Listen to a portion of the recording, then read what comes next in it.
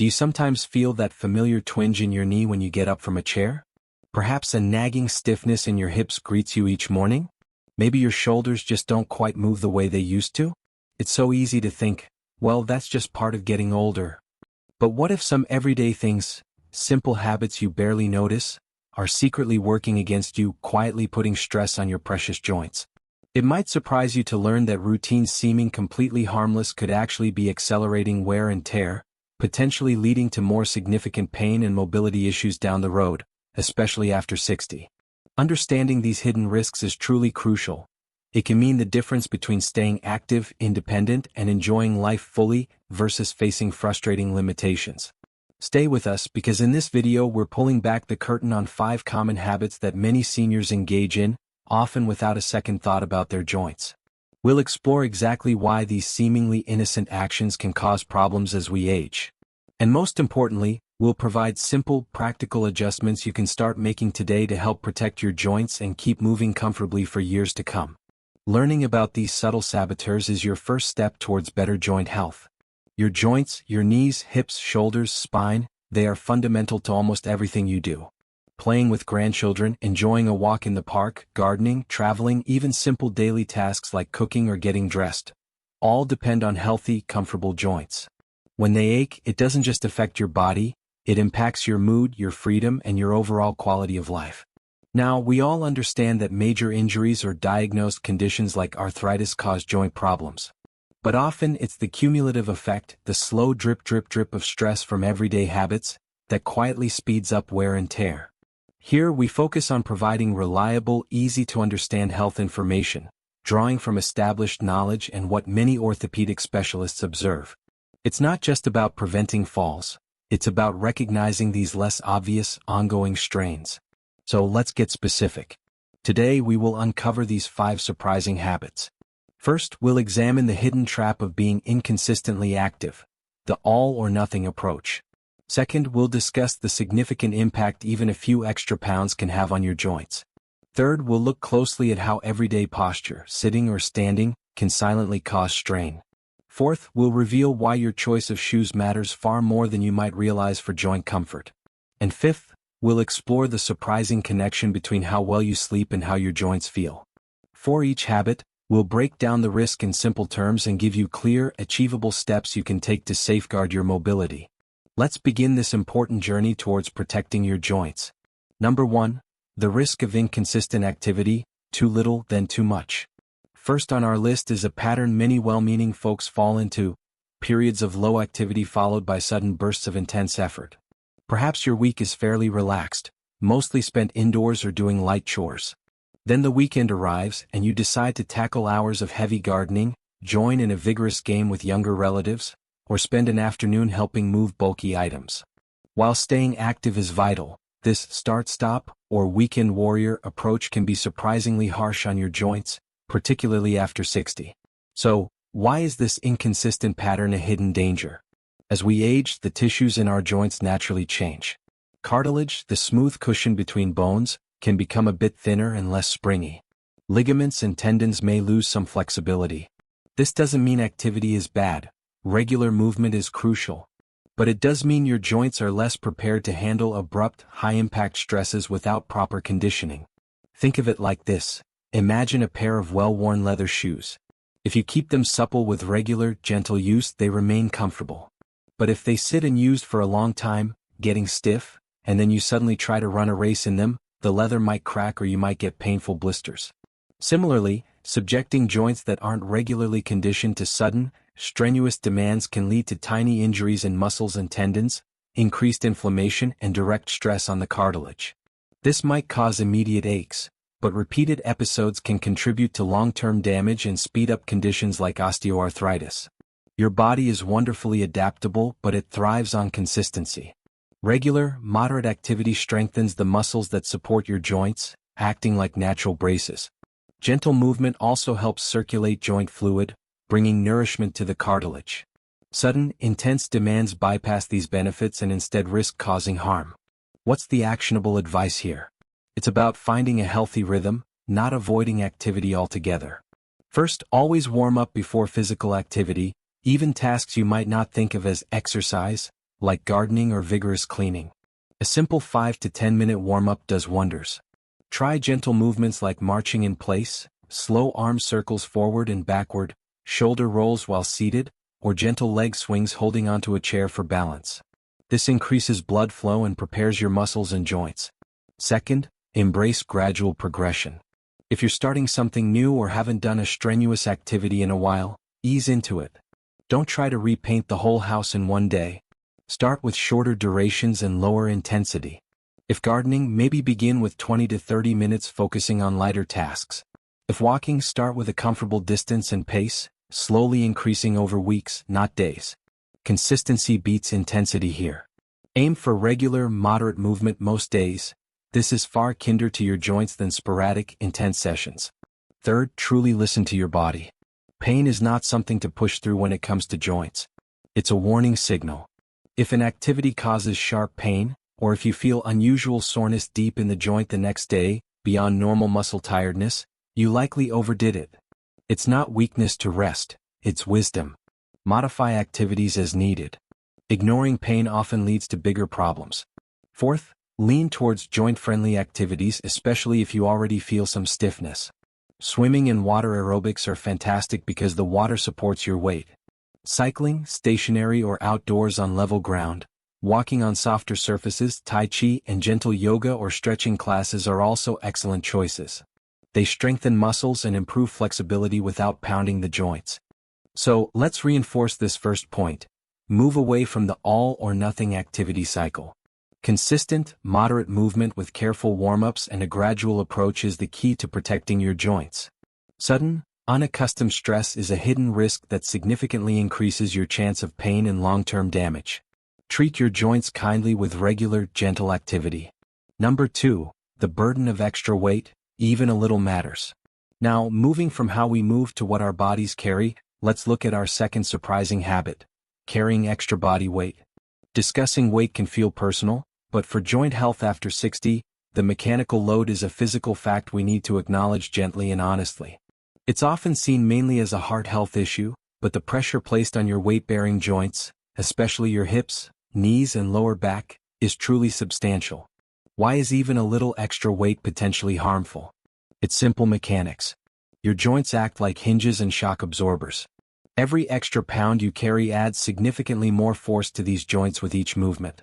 Research consistently shows that for every single pound of excess weight, you add about 4 pounds of extra pressure onto your knees when you walk. Just think about that. Being only 10 pounds overweight means your knees endure an extra 40 pounds of stress with every single step. Climbing stairs? The force multiplies even further. Imagine trying to carry a heavy suitcase everywhere you go all day long. Your arms and shoulders would quickly tire and ache. That's similar to what excess weight does to your hips and knees, day in and day out. This constant, added pressure doesn't just cause temporary aches. It actively wears down the protective cartilage in your joints. Over time, this is a major contributor to the development and worsening of osteoarthritis, leading to that familiar pain, stiffness, and reduced ability to move freely. But there's more to it than just the physical load. Body fat isn't just passive storage. It's active tissue that can release inflammatory substances, think of them as tiny irritants, into your bloodstream. Higher levels of body fat often mean more of these irritants circulating throughout your body, creating a state of low-level, chronic inflammation. This inflammation can further aggravate joint tissues and worsen the symptoms of arthritis. So, extra weight often means both increased physical stress and increased chemical irritation for your joints. What can you do? The really encouraging news is that even small amounts of weight loss can bring significant relief. Studies show losing just 10 pounds can noticeably reduce knee pain for many people with osteoarthritis and can slow down further joint damage. It's not about drastic changes. Small steps count enormously here. Here's some practical advice focusing on sustainable changes. First, consider gradual dietary adjustments. No need for extreme diets. Start with simple swaps. Could you drink water instead of sugary sodas or juices? Choose baked or grilled options instead of fried. Perhaps slightly smaller portions at main meals? Focus on adding more whole foods, colorful fruits and vegetables, lean proteins like chicken or fish, beans, and whole grains like oatmeal or brown rice. These foods tend to be lower in calories and higher in nutrients, and many also help fight inflammation. Second, incorporate regular, gentle movement. Exercise helps manage weight, but crucially, it strengthens the muscles around your joints. Stronger muscles act like scaffolding, supporting the joint and absorbing some of the shock. Remember those joint-friendly activities we discussed? Walking, swimming, water exercise, cycling. Find something you enjoy and can stick with. Even simple chair exercises like leg lifts while seated can build strength if standing is difficult. Consistency is key. Aim for activity most days, even if it's just for 15 to 20 minutes to start. Third, be patient and kind to yourself. Healthy weight management is usually a slow process. Focus on building healthy habits that feel sustainable, not on quick fixes that rarely last. Celebrate small successes, maybe fitting into clothes more comfortably, or having a bit less knee pain after walking. Fourth, don't hesitate to ask for support. If you're struggling, talk to your doctor. They can offer guidance or refer you to a registered dietitian for personalized eating plans, or a physical therapist for safe exercise routines tailored to your needs and any existing joint issues. Let's reinforce this crucial point. Managing your weight is one of the most powerful ways to protect your hips, knees, and back after 60. Reducing the physical stress and the associated inflammation can lead to less pain, better movement, slower joint degeneration, and a much better quality of life. It's truly about lightening the load on those hardworking joints. Number 3, the silent strain of poor posture, slouching and slumping. Our third habit that often flies under the radar is poor posture. Think about how you're sitting right now, or how you stand waiting in line, or perhaps how you relax on the sofa watching TV. Do you find yourself slouching, shoulders rounded, head pushed forward? These common ways of holding ourselves, repeated day after day, can place surprising and unnecessary strain on our spine, hips, knees, and even our neck and shoulders. Why does posture matter so much, particularly as the years go by? Your body is engineered to function best when it's properly aligned. Good posture allows your weight to be distributed evenly through your skeleton, minimizing stress on any single joint. It lets your muscles support you efficiently. When you habitually slump or slouch, you disrupt this natural balance. Slouching in a chair, for instance, increases pressure on the discs in your lower back and strains the surrounding muscles and ligaments. Over time, this can be a major factor in chronic back pain and stiffness. Standing unevenly, maybe favoring one leg or letting your shoulders droop forward, forces some muscles to overwork while others weaken. This muscle imbalance can subtly pull joints out of their ideal alignment, leading to uneven wear on the cartilage, especially in the hips and knees. Consider your car's tires again. If they aren't aligned correctly, they wear down unevenly and much faster. Poor posture creates similar uneven stress points in your joints, accelerating wear and tear. A common issue is forward head posture, where your head juts forward rather than sitting balanced over your spine. This strains neck muscles and joints, often leading to neck pain, tension headaches, and shoulder discomfort because it changes how your shoulder blades sit. These effects often build up so slowly you don't connect them to your posture. You might just feel generally archier. But persistent poor posture is frequently a key hidden contributor to ongoing joint and muscle discomfort. So, what practical steps can you take towards better posture? It takes awareness and practice, but it can become second nature. First, simply become more aware. Notice how you sit, stand, and walk throughout the day. Maybe set a quiet reminder on your phone or watch every hour to do a quick posture check. Are your shoulders creeping up towards your ears? Are you hunching over your phone or book? Catch yourself and gently readjust. Glance at your reflection in shop windows to see your standing profile. When sitting, try to sit tall with your shoulders relaxed but drawn back slightly. Your lower back should have a gentle inward curve. Use a small cushion or rolled towel for support if your chair doesn't provide it. Aim for your knees to be roughly level with your hips, and keep your feet flat on the floor. Use a footrest if needed. Try not to cross your legs for long stretches. If you use a computer, position the screen at eye level. Importantly, get up and move around frequently. Even just standing up and stretching every 30 minutes makes a difference. When standing, imagine a string gently pulling the top of your head towards ceiling. Stand tall with your weight balanced evenly on both feet, about shoulder width apart. Gently tighten your stomach muscles slightly, as if pulling your belly button towards your spine. Let your shoulders relax down and back. Keep your head level with your ears aligned over your shoulders. When walking, maintain that tall posture. Let your arms swing naturally. Look ahead, not down. Second, consider gentle exercises to strengthen your core, stomach and back muscles, and upper back muscles. These muscles are crucial for holding you upright. Activities like Pilates, gentle yoga, and Tai Chi are wonderful for this. Even simple exercises like carefully performed bridges, lying on your back, lifting your hips, or wall push-ups can help. Third, work on flexibility. Tight muscles, especially in the chest, from hunching, shoulders and front of the hips, from lots of sitting, can pull you out of alignment. Regular, gentle stretching can counteract this. Simple doorway stretches for the chest or gentle hip flexor stretches can be very beneficial.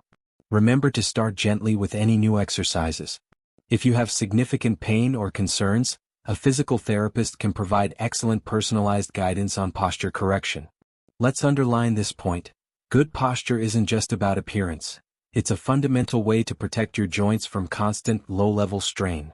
By consciously practicing better alignment, you distribute forces more evenly through your body, reducing stress on your spine, hips, and knees. This simple habit can significantly help prevent pain and slow down joint degeneration over the long run. Number 4. Unsupportive shoes. The foundation matters.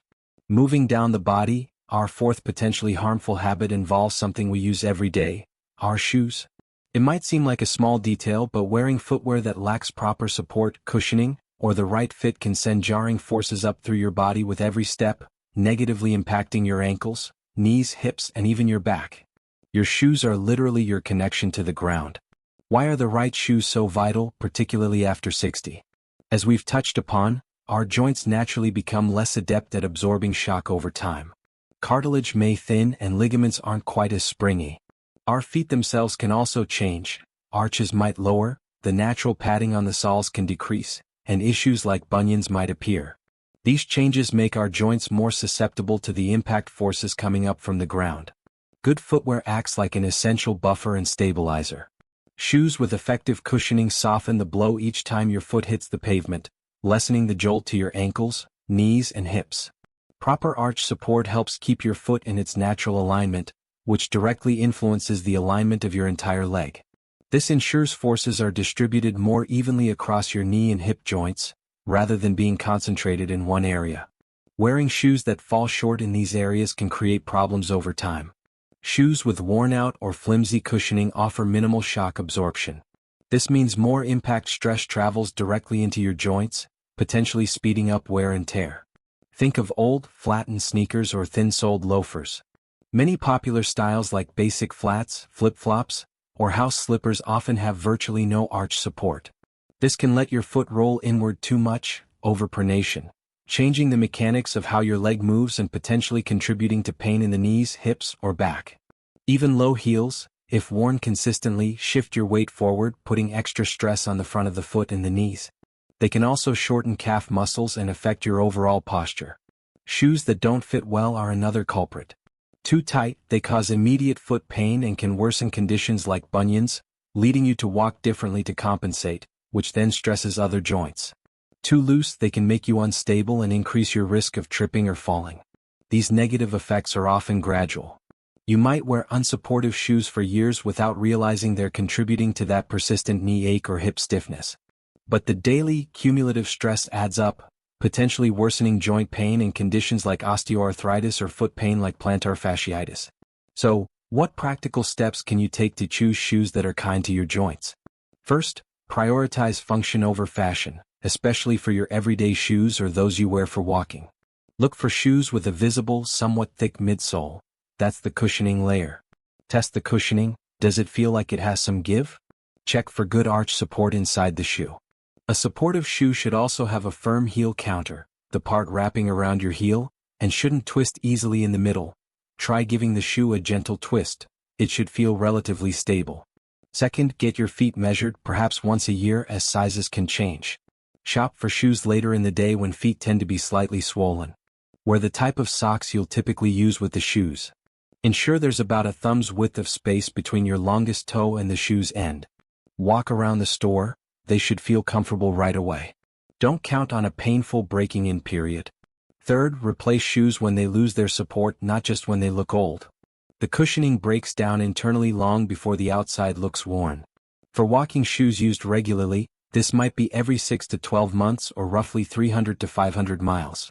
Check the soles for uneven wear and press on the midsole. If it feels hard or overly compressed, its protective qualities are likely gone. Fourth, consider specific help if needed. If you have ongoing foot pain, flat feet, high arches, or significant joint pain, seeing a podiatrist, foot doctor, or visiting a reputable orthopedic shoe store can be very helpful. They might recommend specific shoe types, supportive inserts, orthotics, available over the counter, or even custom-made orthotics to correct alignment issues. Fifth, be mindful of how long you wear less supportive shoes. Keep flip-flops for the beach or pool, slippers mainly for indoors, and heels for shorter occasions, not for hours of walking or standing. To reinforce this point, think of your shoes as essential equipment for moving comfortably. Choosing footwear with good cushioning, solid support, and a proper fit provides vital protection for your entire body, starting from the ground up. Making informed choices about your shoes is a simple but incredibly effective way to reduce joint stress and support your mobility. Number 5. Neglecting quality sleep, missing out on repair time. And finally, our fifth harmless habit that can secretly impact your joint health is consistently falling short on quality sleep. We readily connect sleep with feeling mentally sharp and having energy, but its role in physical healing and controlling inflammation is absolutely vital, especially for joints dealing with the effects of aging. Regularly cutting sleep short, whether due to lifestyle, poor habits, or sleep issues, can directly worsen joint pain and function. Why is good sleep so essential for your joints? When you fall into deep sleep, your body switches into repair mode. It releases substances that help mend tissues, including cartilage and muscle. Cells regenerate, and the body actively works to calm down the inflammation that naturally builds up during waking hours. You can think of deep sleep as the body's dedicated night shift crew, performing essential maintenance and cleanup on your joints and tissues. If you consistently don't get enough sleep, or if your sleep is frequently interrupted, this crucial repair process gets cut short. Your body doesn't have sufficient time in those deep, restorative stages to effectively mend the minor daily wear and tear on your joints. Over the long term, this deficit in repair can potentially accelerate degenerative changes. Furthermore, there's a strong, scientifically established link between poor sleep and increased inflammation throughout the body. Studies clearly show that even just a few nights of inadequate sleep can lead to higher levels of inflammatory markers, those irritating substances we mentioned earlier, circulating in your system. This heightened inflammatory state can directly aggravate joint tissues, making conditions like osteoarthritis feel significantly more painful and stiff. Essentially, lack of sleep can pour fuel on the fire of joint inflammation. There's also the pain perception factor. Being sleep-deprived actually lowers your pain threshold. This means aches and pains feel more intense than they might if you were well rested. This can create a frustrating cycle. Joint pain makes sleeping difficult, and the resulting lack of sleep makes the pain feel even worse the next day. So, what actionable steps can you take to prioritize sleep for the sake of your joints? We know achieving good sleep isn't always easy, but here are some strategies. First, aim for a regular sleep schedule.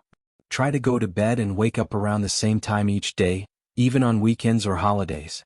This helps stabilize your body's internal clock, circadian rhythm, making it easier to fall asleep and wake feeling refreshed. Most adults, including seniors, function best with 7 to 9 hours of sleep per night. Second, create a sleep-friendly bedroom. It should ideally be dark, quiet, and cool. Consider blackout curtains, earplugs, or a white noise machine if noise or light is an issue. Ensure your mattress and pillows provide good support and comfort. An old, sagging mattress can contribute to back or hip pain, disrupting sleep. Third, establish a calming bedtime routine. In the hour or so before bed, consciously wind down. Avoid large meals, excessive liquids, caffeine, often hidden in teas or chocolate, nicotine and alcohol, as these can interfere with sleep. Instead, try relaxing activities like taking a warm bath, perhaps with Epsom salts, reading a physical book, not a bright screen, listening to calm music or a podcast, gentle stretching, or meditation. Critically, try to avoid screens, phones, tablets, computers, TVs, in that last hour, as the blue light they emit can hinder your body's production of melatonin, the sleep hormone. Fourth, address pain that might be keeping you awake. If joint pain is a major sleep disruptor, talk with your doctor. They might suggest timing pain relief medication differently, recommend physical therapy, or explore other options. Sometimes, simple adjustments like using pillows for support, between your knees if you sleep on your side, or under your knees if you sleep on your back, can significantly improve comfort. Fifth, try to get some natural daylight exposure during the day, especially in the morning. This helps anchor your body clock. Regular physical activity, as discussed, just not too close to bedtime, also promotes better sleep quality. If you consistently have trouble sleeping despite trying these tips, please consult your doctor. Underlying conditions like sleep apnea, restless legs syndrome, or even medication side effects could be playing a role and often require specific treatment. Let's emphasize this often underestimated link. Quality sleep is not optional. It's fundamental for your body's repair systems and for keeping inflammation under control. Making 7 to 9 hours of restorative sleep a priority gives your joints the chance they need to heal and recover each night. Neglecting sleep works directly against your joint health, potentially increasing pain and accelerating wear. Prioritizing sleep is a profound act of self-care for your joints and overall well-being. Before we wrap up, it's worth quickly mentioning that while adjusting these 5 habits can make a world of difference for many people, joint health is multifaceted. Some joint issues arise from genetics, past injuries, or specific conditions like rheumatoid arthritis. The habits we've discussed today might not be the root cause in those cases, but they can certainly worsen symptoms, speed up joint damage, or increase your risk of developing common problems like osteoarthritis, especially as we age. Also, remember that everyone is unique. What feels like too much activity for one person might be fine for another. The key principles are awareness, moderation, and listening to your own body's signals. We know changing long-standing habits isn't always easy, so be patient with yourself. If you have severe, persistent, or worsening joint pain, seeking advice from your doctor, a physical therapist, or a specialist is always the most important step. This video aims to provide helpful general information, not replace personalized medical care. So, let's quickly recap the key takeaways, the 5 habits to be mindful of for better joint health after 60. 1. Aim for consistent activity, not intense bursts. Warm up first, progress gradually. 2. Manage your weight gently, even small losses bring big joint relief. 3. Practice good posture, sit and stand tall to reduce strain. 4. Choose supportive shoes, cushioning and fit protect from impact. 5. Prioritize quality sleep, allow your body crucial time to repair and reduce inflammation. Individually, these adjustments might seem small, but together they create a powerful strategy for preserving your joint health, easing discomfort, maintaining mobility, and helping you continue to enjoy the activities you value. It's about consciously shifting towards habits that support your body's needs as you navigate these wonderful later years. We truly hope you found this discussion insightful and helpful. If you did, please consider giving this video a like. It lets us know this content is valuable and helps others find it. And if you haven't already, please subscribe to our channel and click the notification bell for more practical health advice tailored for seniors. Sharing this video with friends or family who might benefit could also be a wonderful way to support their well-being. We'd genuinely love to hear from you in the comments below. Which of these habits resonated most with you, or which one do you think you might focus on first? Sharing your thoughts or experiences can be incredibly helpful for others in our community. Remember, every small step you take towards protecting your health is a meaningful investment in your future happiness and independence. Knowledge is power, and making informed choices helps you live life more comfortably and actively. Be kind to your joints, be patient with yourself, and continue to seek out reliable information. Thank you so much for your time and attention today. Stay safe, stay well, and we look forward to sharing more with you in our next video.